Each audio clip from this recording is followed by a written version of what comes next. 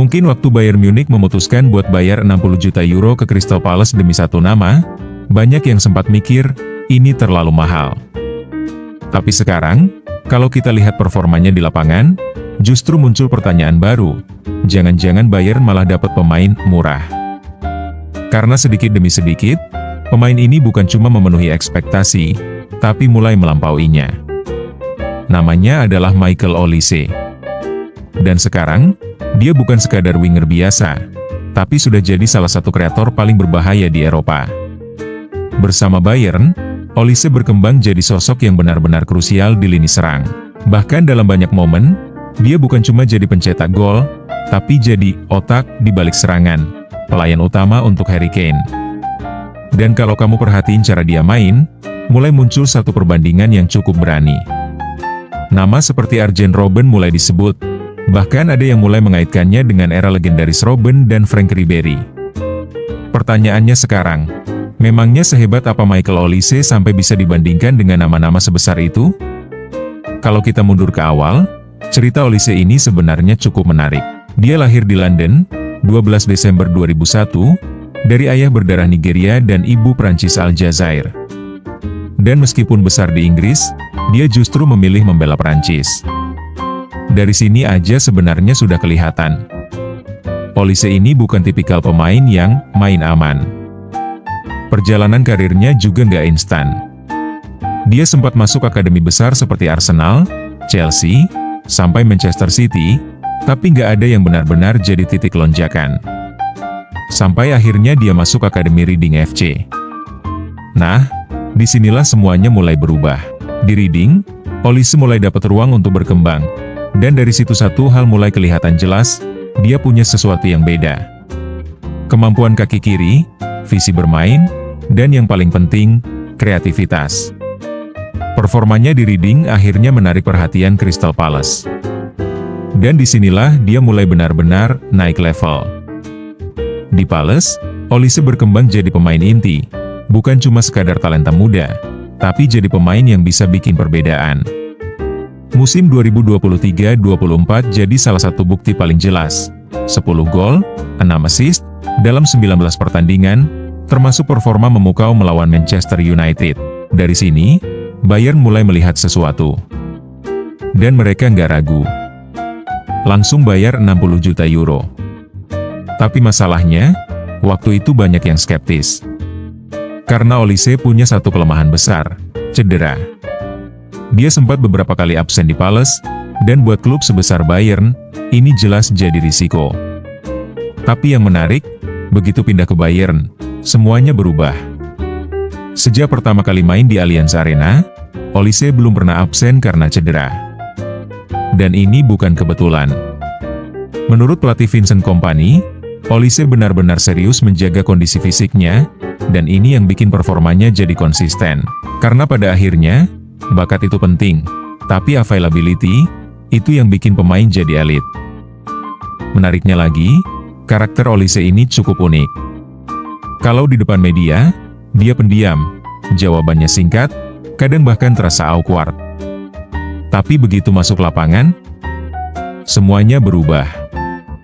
Dia jadi salah satu pemain paling ekspresif, seolah-olah dia memang bicara lewat sepak bola. Dan itu sesuai dengan prinsipnya sendiri. Sebagai pemain, jawaban terbaik itu bukan di wawancara, tapi di lapangan. Awalnya, banyak yang mikir dia butuh waktu adaptasi di Bayern. Karena tekanan di klub seperti Bayern jelas beda. Di Palace, dia bukan tim unggulan.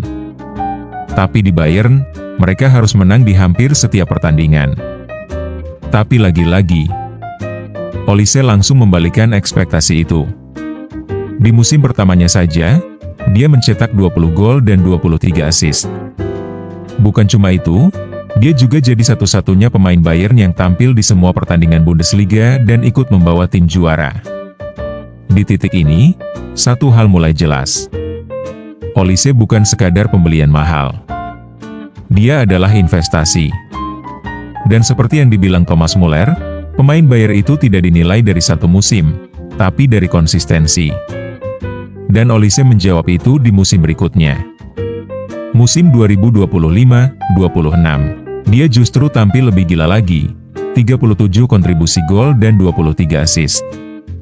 Bahkan di antara semua winger di 5 liga top Eropa, dia yang paling produktif. Nggak heran kalau pemain seperti Harry Kane sampai kagum.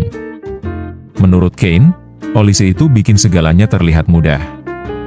Sementara Luis Diaz bilang, Olise itu menghancurkan lawan dalam situasi 1 lawan 1.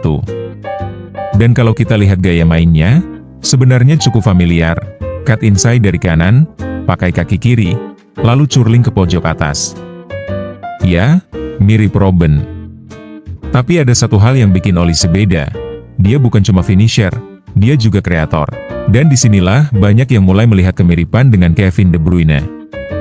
Menurut Kompany, yang bikin Olise spesial itu bukan cuma skill, tapi mentalitasnya, perhatiannya terhadap detail, dan obsesinya untuk berkembang. Dan ini yang biasanya jadi pembeda antara pemain bagus dan pemain kelas dunia. Sekarang pertanyaannya, seberapa jauh dia bisa berkembang? Jawabannya, masih jauh.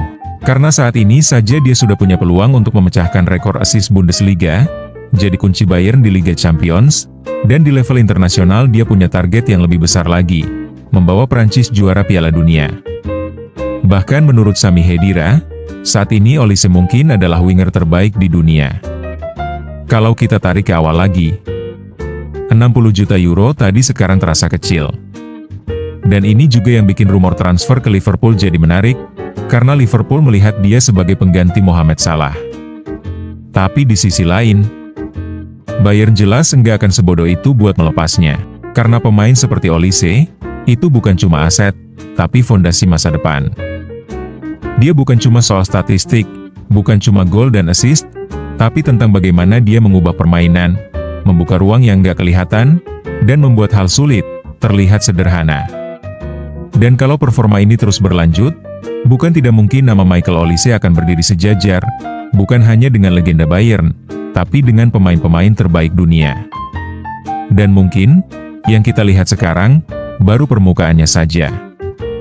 Gimana menurut kalian?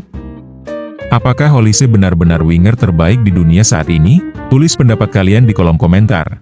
Jangan lupa like, share, dan subscribe kalau kalian suka konten seperti ini. Dan sampai jumpa di video berikutnya.